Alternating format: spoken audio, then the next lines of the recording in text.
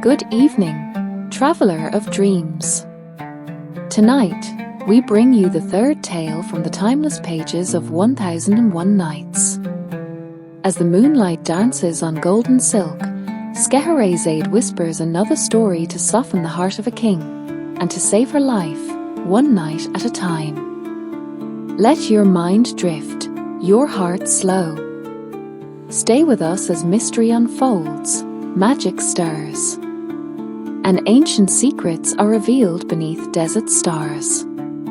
Close your eyes, breathe deeply. The tale begins.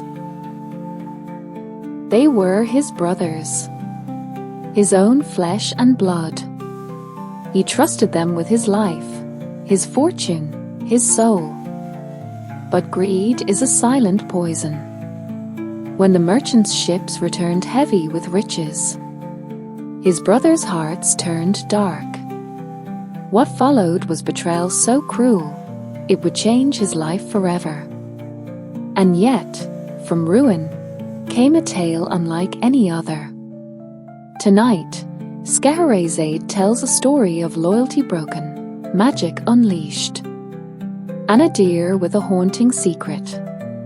Stay with us now, as the third tale from 1001 Nights begins. In the quiet hush of the royal chamber, where the moonlight slipped through latticed windows and painted silver dreams across the floor, Scheherazade sat gracefully before King Shahryar. Her voice, soft as velvet and steady as a stream, held the air still.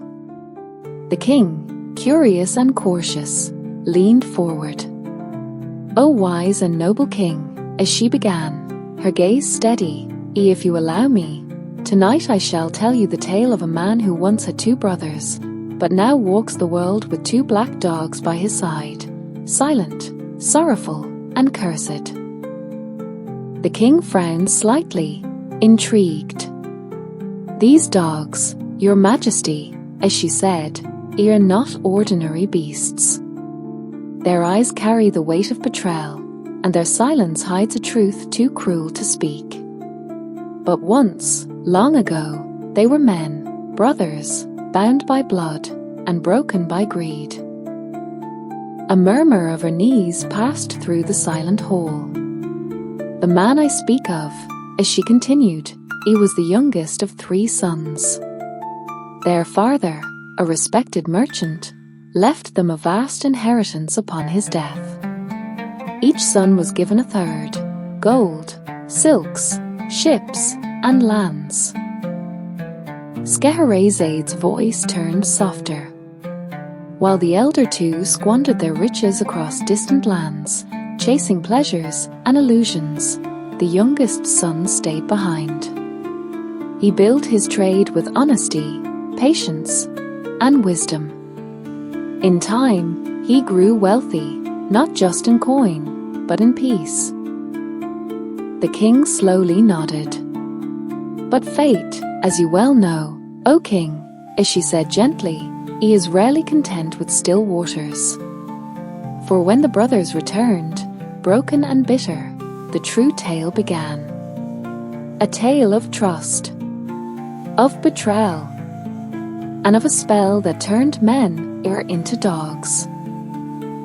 And so, the tale unfolded beneath the moonlight, as 2 black dogs sat in silence beside a man with too many memories, and not enough justice. Years had passed since the youngest brother had seen his siblings. His house, built of white stone and shaded with fig trees, stood on the edge of a bustling port town. Merchants sought his wisdom, sailors respected his fairness, and his household thrived in quiet dignity. One golden morning, as the sun rose over the domes and minarets of the city, a knock echoed at his door. He opened it to find 2 gaunt figures cloaked in rags, dust clinging to their clothes and desperation in their eyes. His heart froze. It was them, his brothers, aged by hardship, but unmistakably blood of his blood. Their eyes dropped in shame. "Brother," he said the eldest, "we have nothing. We lost everything. Our ships, our gold, our pride. The youngest felt the old ache of childhood rise in his chest. Memories rushed back, the laughter of youth, the arguments, the distance that grew like weeds between them. Yet his heart did not harden. He welcomed them in without question. "My home is yours," he said. "Rest, eat, and let the past be the past." For weeks they stayed.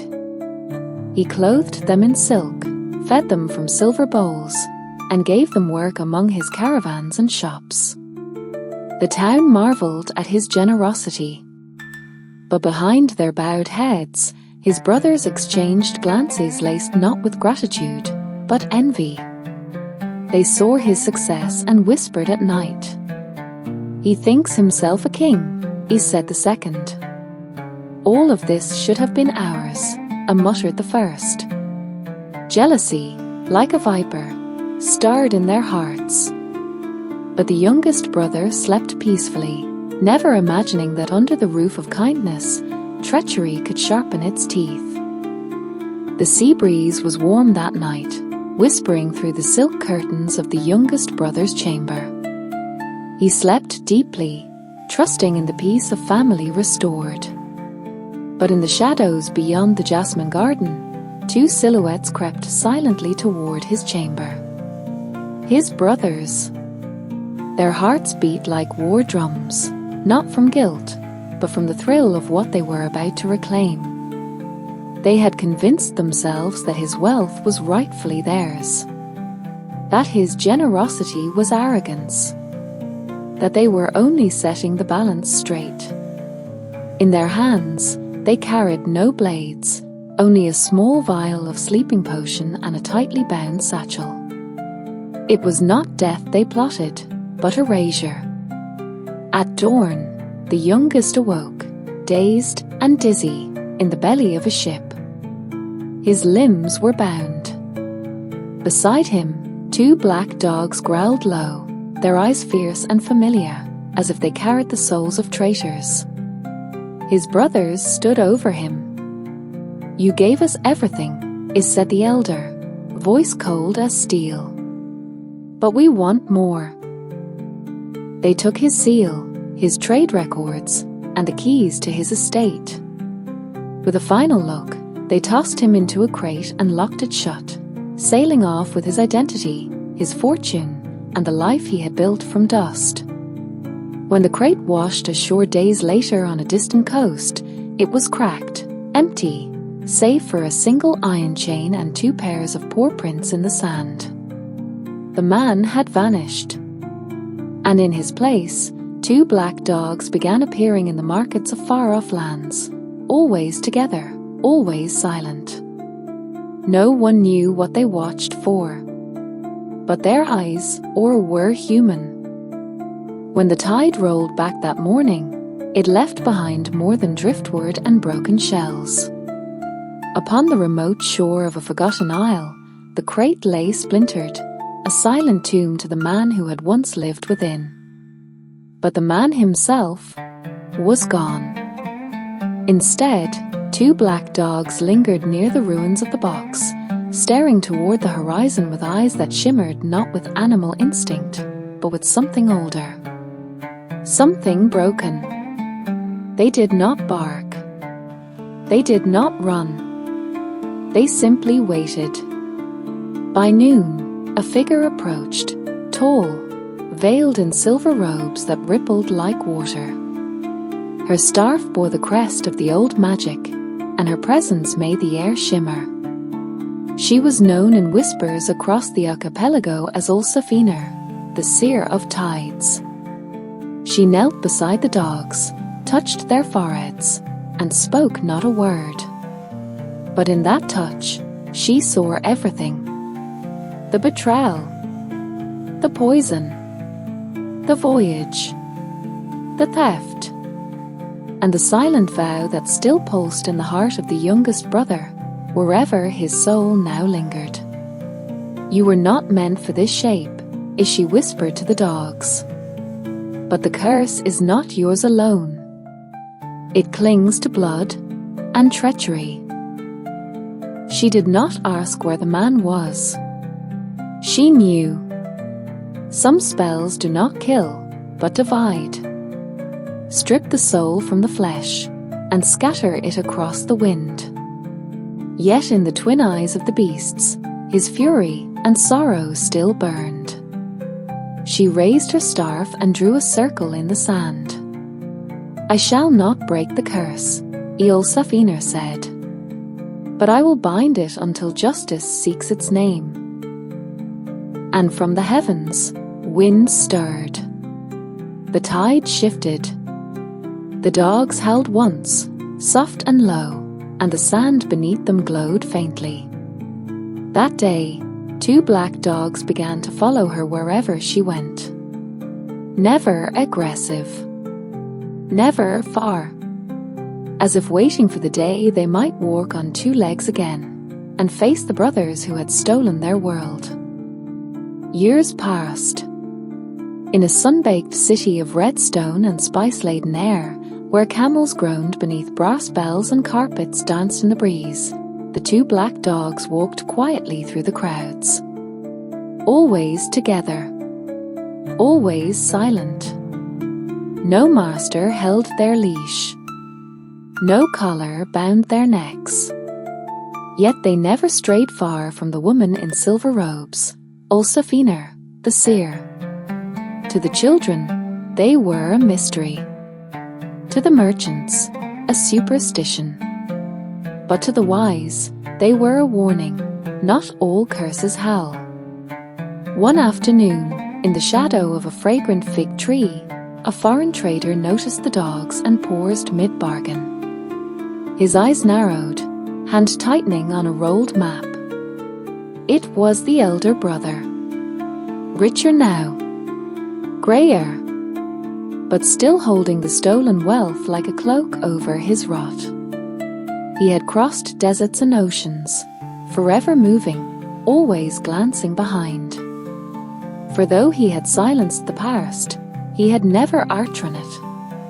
When his gaze met the black dogs, his face paled. "Do you see them?" he whispered to his younger brother, who stood beside him, cloaked in silk and suspicion. The second brother followed his stare. His smile vanished. "They found us," he murmured. After all this time. The dogs did not growl, did not move. They only stared, eyes fixed, steady, unreadable. "They can't know," the elder hissed, forcing laughter.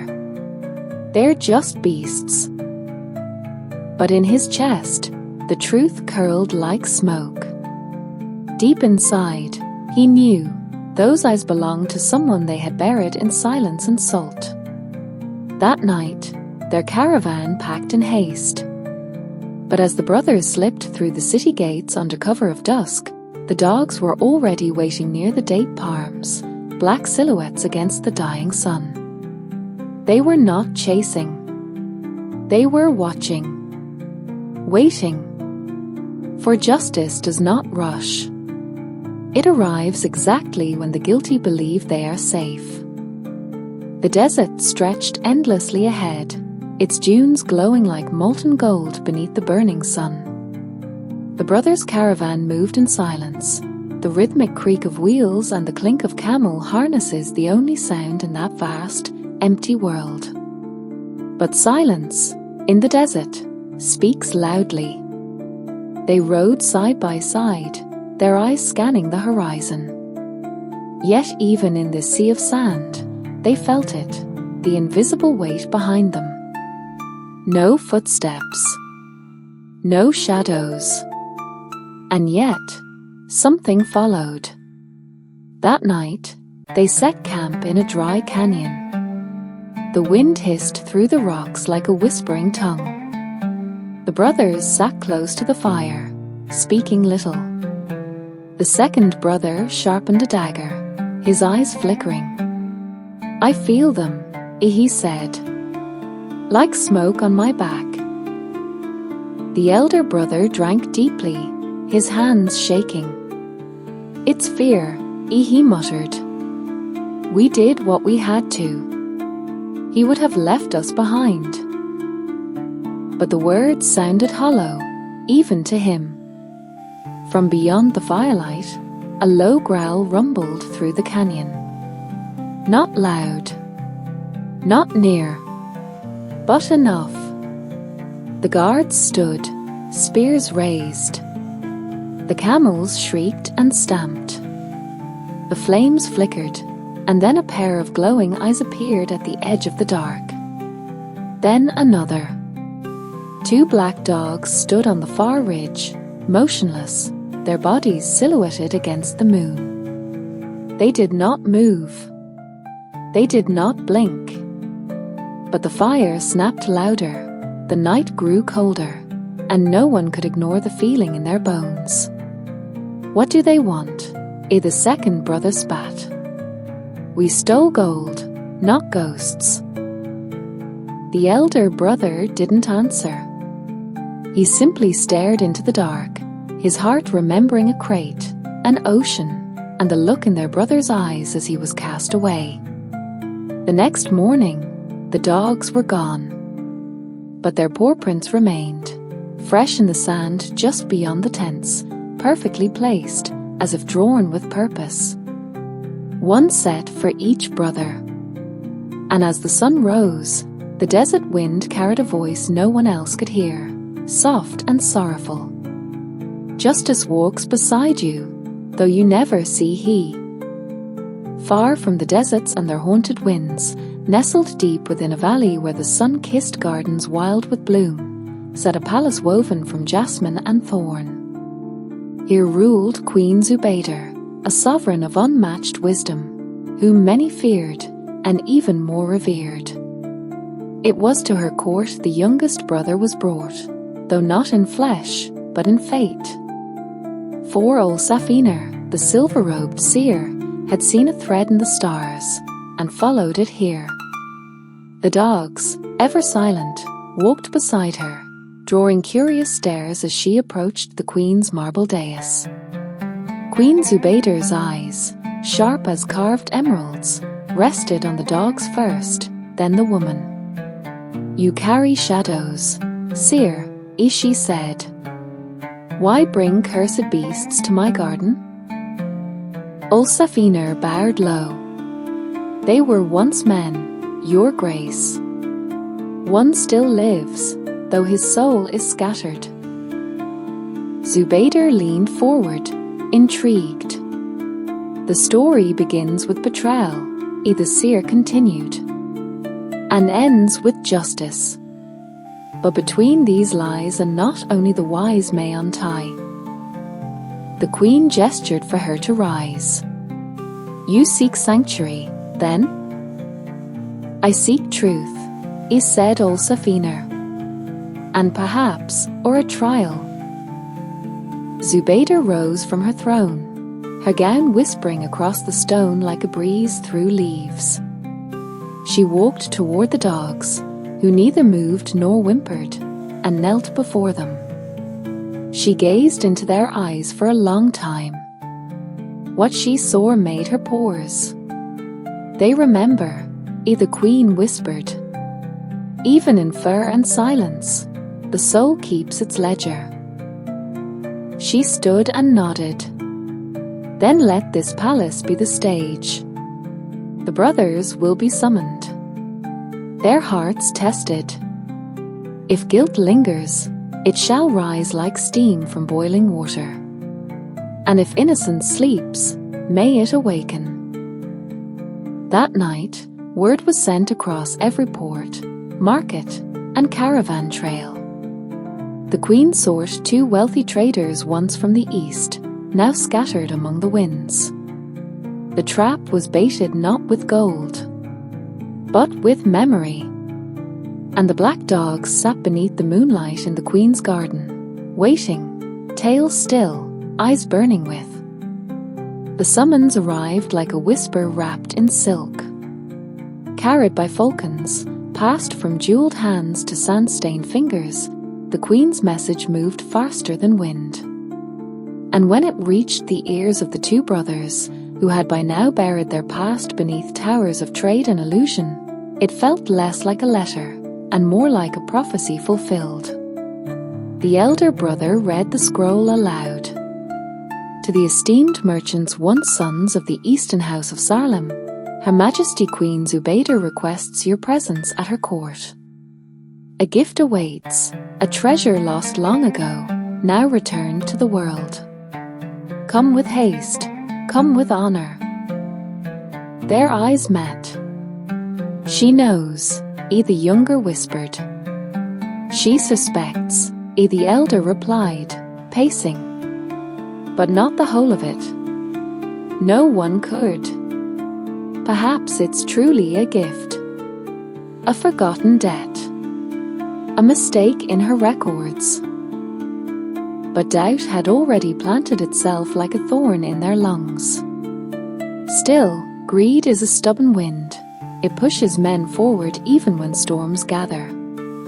Queen Zubayda is no fool, E the second said. We go prepared. With coin, with charm, and with silence. And so they went. They rode in carriages carved from cedar, guarded by men in iron and gold. Their gifts overflowed, sapphires from the southern mines, amber from the northern shores, silks dyed in the blood of pomegranate and rose. The people of the valley came to watch the procession, curious eyes peering from behind vines and veils. For tales had already spread, two brothers with silver tongues and ash-stained hearts, and two black dogs that never barked. When they reached the gates of Zubayda's palace, they dismounted with regal ease, smiles fastened like masks. But standing at the stairs, flanked by marble lions and guards in crimson robes, were the dogs. Unmoving, unblinking, their eyes locked with the brothers. And for a flicker of a moment, the past returned like a blow. The swaying ship, the stolen keys, the muffled protests from a crate bound for oblivion.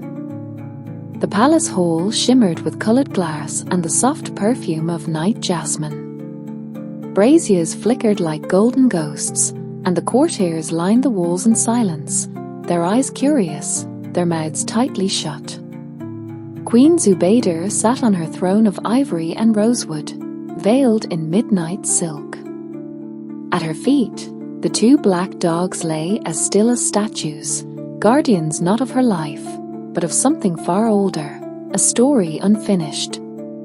The brothers entered with practiced grace, their steps measured, their robes trailing elegance. They bowed low before the queen, their smiles precise. Your Majesty, as said the elder, your summons honors us beyond words. Zubayda studied them. You wear fine cloth, as she said softly. Yet I sense the fabric of your past is torn. The younger brother flinched. She gestured, and servants brought forth goblets of wine laced with starlight, silver trays of sugared figs and rosewater dates. But neither brother touched a thing. The tension beneath their skin was louder than any feast. Then Zubayda rose. My court is not a place for lies, as she said, her voice clear. And here, we value truth not just in word, but in soul. She raised her hand, and from behind a velvet curtain, a relic was brought forth, a great mirror, ancient and veined with gold, its surface rippling like water though no wind stirred. The mirror of Wairib, she announced, forged in an age when hearts spoke louder than mouths. The dogs rose now, pacing slowly behind the throne. Zubayda turned to the brothers. Gaze into the mirror, one at a time, she said. It will not show your reflection, but what your shadow hides. The elder hesitated, but pride drove him forward. He stepped before the mirror and looked in. For a breath, all was still. Then the image shifted. Not a merchant, not a nobleman, but a younger man, wild-eyed, standing over a crate on a ship. His hands held a scroll and a ring. Behind him, 2 dogs watched with sorrow in their eyes. The courtiers gasped. The elder turned away, pale. "It lies," he said hoarsely. "Some trick, some cursed magic." But no one spoke. Then the younger stepped forward. His face twisted in pain, not arrogance. And when he looked into the mirror, a tear ran down his cheek. "I see him," he whispered. "Our brother." The hall fell into silence. And the black dogs, for the first time since they had entered the Queen's court, began to walk, slowly, silently, toward the men who had once been their kin. The sound of their paws was soft as ash. The 2 black dogs moved through the marble hall with measured grace, their eyes fixed upon the brothers.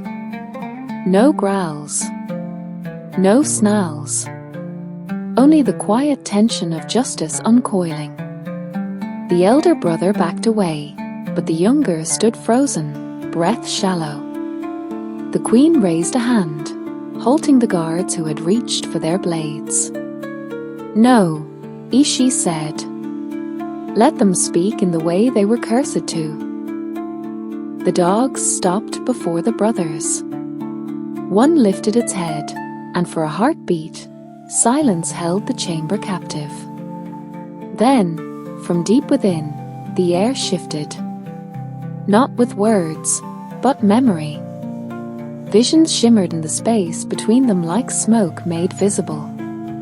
The dogs did not bark, but the images they cast were louder than any accusation.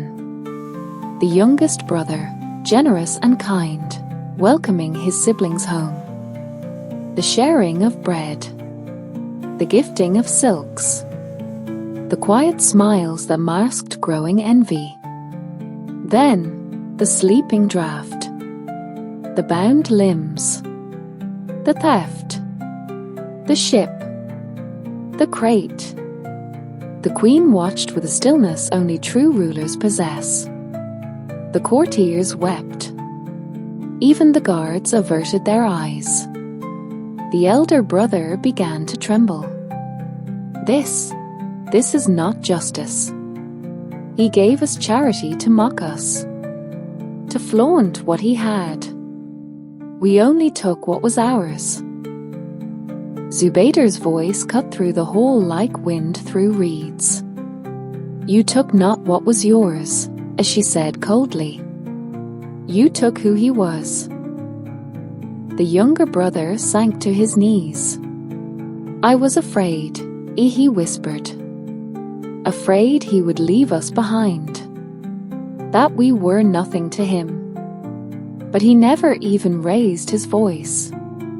He trusted us." One of the dogs stepped closer to him. And in a moment of quiet too sacred to disturb, the younger brother reached out with shaking fingers and touched the dog's head. Its eyes softened. A whimper escaped its throat. A spark shimmered in the air. Something ancient stirred. But the second dog did not move. It stared still at the elder, its eyes harder than obsidian. And Queen Zubayda knew then. One heart may yet be redeemed. But the other still clutched its shadow. Night fell over the palace like a velvet curtain, heavy with stars and unshed judgment. Torches flickered in their sconces, casting long shadows that danced across the carved walls. The great hall had emptied, but Queen Zubayda remained on her throne, eyes distant. Before her knelt the 2 brothers, still wrapped in silence. The younger remained bowed, hand resting on the head of the black dog, whose breath now came calm and steady. His tears had dried, but his voice held a tremble not of fear, but of shame. "I betrayed blood," he whispered. "I let envy steal my soul." The dog did not recoil. Zubayda spoke at last. "Redemption is not given with a crown or coin. It is carved in pain and proven in choice." She gestured, and a silver basin was brought forth, its waters still and deep, rimmed with symbols older than empire. The basin of truth. "Gaze once more," the queen said to the younger, "and show us what you carry now, not what you were, but what you have become." He leaned over the water. The ripples shifted, and slowly a vision emerged, not a prince, not a villain, but a man kneeling beside a brother he had wronged, arms open, pride discarded. The queen nodded. "To you," she said gently, "I grant a path not of gold, but of atonement." She turned to the elder. "And you?" He lifted his chin, but his eyes flickered. "You speak of betrayal," he snapped. "But what of a brother who builds his kingdom and leaves his kin to starve? Who sits in silks while we rot in dust?" The queen narrowed her eyes. "You twist truth to fit your wounds." The dog before him let out a low growl. Its fur bristled. The sound was not of rage, but of disappointment deeper than words. Then came a sound from the chamber doors. Steps. Bare. Echoing. And through the archway, wrapped in a cloak of deep blue, a figure appeared. His hair was longer, his frame leaner, but his eyes held the sorrow of 100 silent nights. The youngest brother, the man once cast away in chains, had returned. Alive, whole, and no longer just a merchant betrayed, but a man transformed by the sea, the stars, and the silence of 2 black dogs who never gave up. A hush deeper than silence fell across the hall. The youngest brother stepped forward slowly, the hem of his cloak brushing over the marble like a wave returning home. The black dogs turned in unison, rising from the floor, not as beasts responding to a master, but as kin recognizing their own. For a long moment, he said nothing. The elder brother's face turned to stone. The younger bowed his head, unable to look up. But the queen, regal and composed, broke the stillness. "You live," she said simply. "I do," the man replied. His voice was calm, yet carried the weight of oceans. "Though I have died 1,000 times in memory." He turned toward the dogs, and his eyes shimmered. They found me where even I had forgotten myself. In dream and shadow, they guarded my soul. I owe them my life.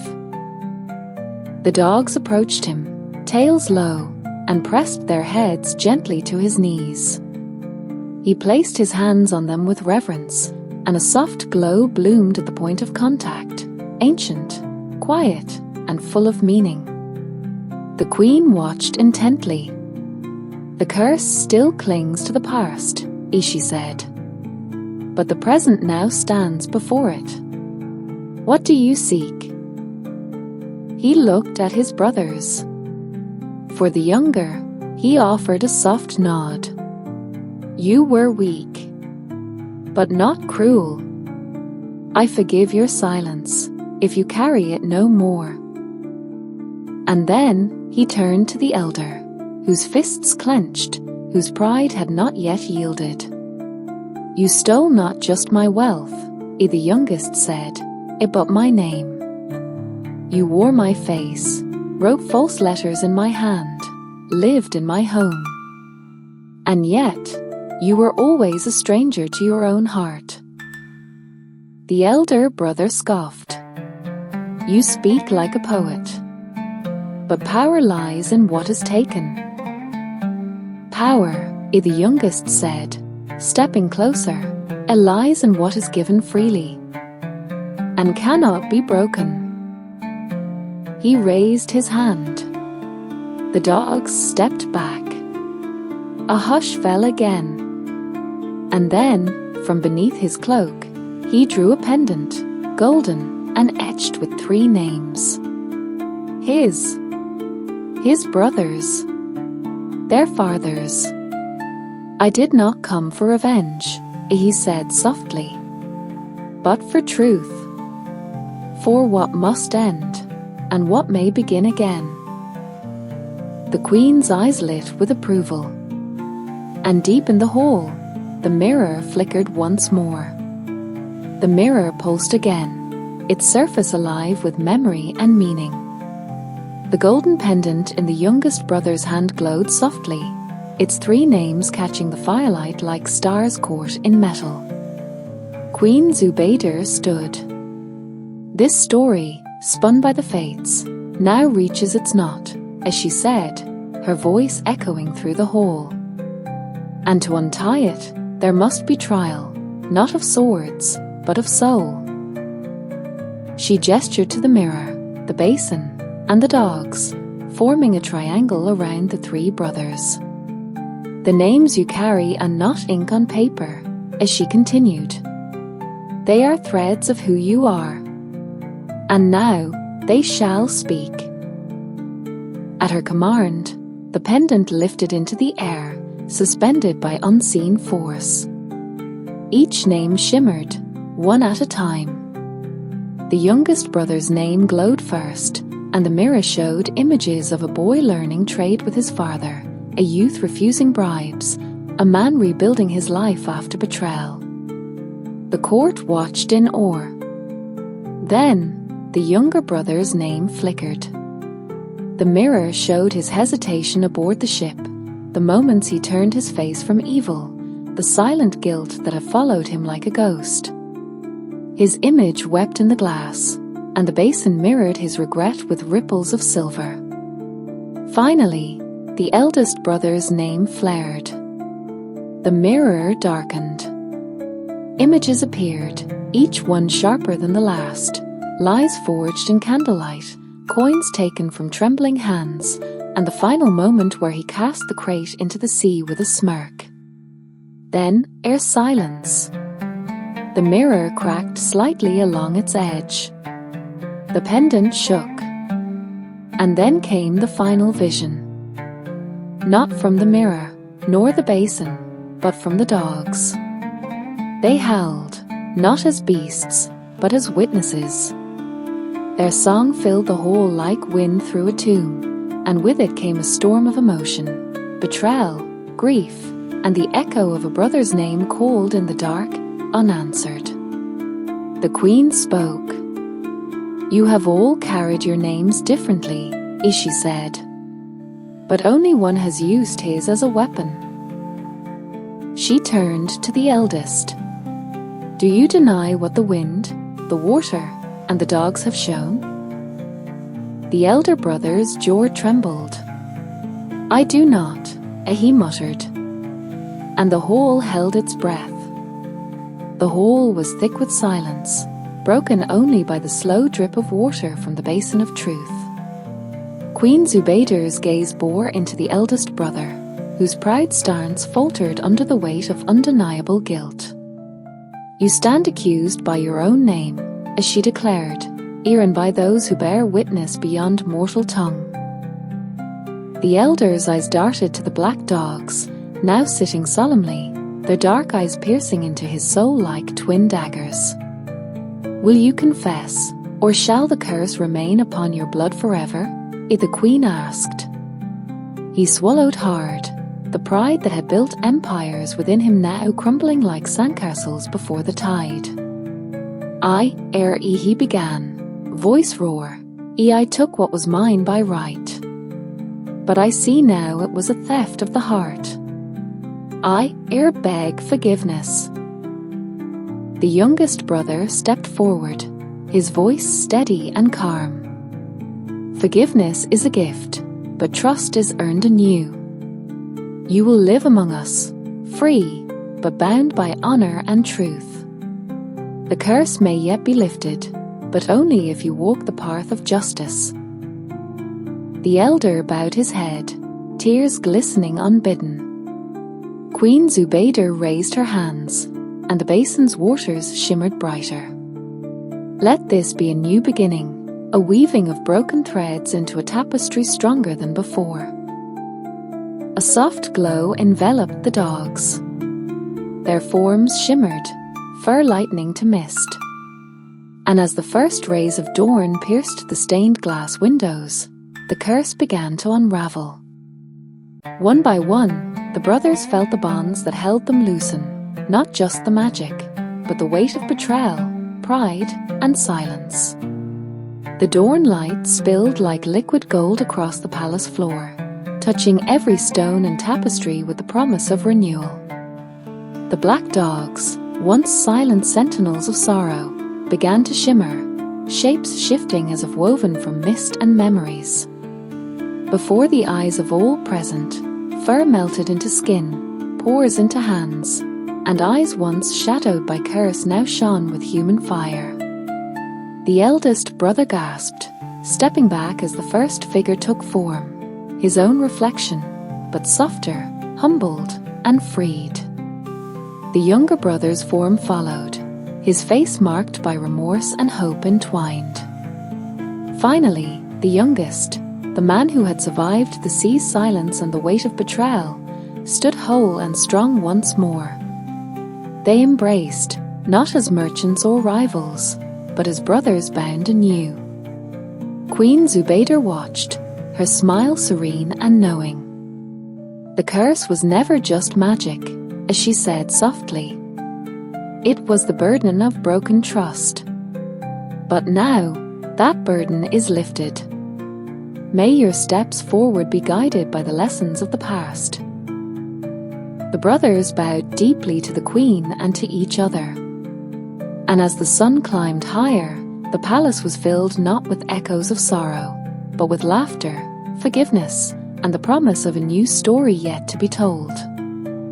The brothers gathered beneath the blooming jasmine trellis in the palace garden, the air thick with the fragrance of renewal and hope. The curse broken, their forms restored, but their hearts forever marked by the trials endured. The youngest brother spoke first, his voice calm but firm. We were torn apart by greed and silence, but today we stand together, not as victims or villains, but as kin who choose to heal. The younger brother nodded, his eyes clear. No longer will we let shadows of the past dictate our fate. We will build anew, on trust, on honor, on love. The eldest brother reached out, hesitating, then clasped their hands. A pact, he said, and not just of blood, but of truth. The three brothers sealed their promise with a golden pendant, the symbol of their shared name and intertwined destinies. Queen Zubayda observed from a distance, a gentle smile gracing her lips. May this pact shine brighter than any curse ever could. The black dogs, now loyal companions and symbols of transformation, lay peacefully beneath the trellis. And in the distance, the city hummed with life, its stories richer for this one of brothers, betrayal, and redemption. With the dawn of their new pact, the brothers journeyed back to the merchant's house that had once been their father's legacy and the heart of their fractured past. The city streets bustled as ever, unaware of the quiet storm that had passed through their lives. As they approached the grand gates, memories flooded, the laughter of childhood, the bitter arguments, the silent distances that had stretched between them like endless deserts. The youngest brother stepped forward, key in hand. The door creaked open, revealing rooms touched by dust but filled with echoes of better days. Together, they began to restore not just the walls, but the spirit of the home. Merchants from the markets stopped to watch, curious at the sight of the once divided brothers walking side by side, united and whole. The youngest spoke to them, his voice carrying a new wisdom. "This house is no longer a prize to be fought over," he said. "It is a place of peace, where honesty and respect will flourish once more." And as the sun set behind the city's golden domes, the brothers stood together, guardians of a legacy rebuilt on trust. Word of the brothers' return and renewed bond spread swiftly through the city. To celebrate this rare reunion and the healing of old wounds, Queen Zubayda declared a festival of reconciliation, a day when past grievances would be laid to rest and new beginnings embraced. The streets blossomed with vibrant colors, lanterns swayed gently in the evening breeze, and the scent of spices and jasmine filled the air. Musicians played melodies that spoke of hope, and dancers twirled like flames beneath the stars. The brothers walked together through the joyous crowds, greeted with smiles and blessings. They paused beneath an ancient olive tree, the city's symbol of peace, and each placed a hand on its gnarled trunk, promising to nurture harmony in their lives and community. As the festival lanterns were released into the night sky, the youngest brother whispered to his siblings, "This light is ours now. Let it guide us beyond shadows." And so, beneath a canopy of stars and shimmering lanterns, the city rejoiced, not just for a festival, but for the triumph of forgiveness and the enduring power of brotherhood.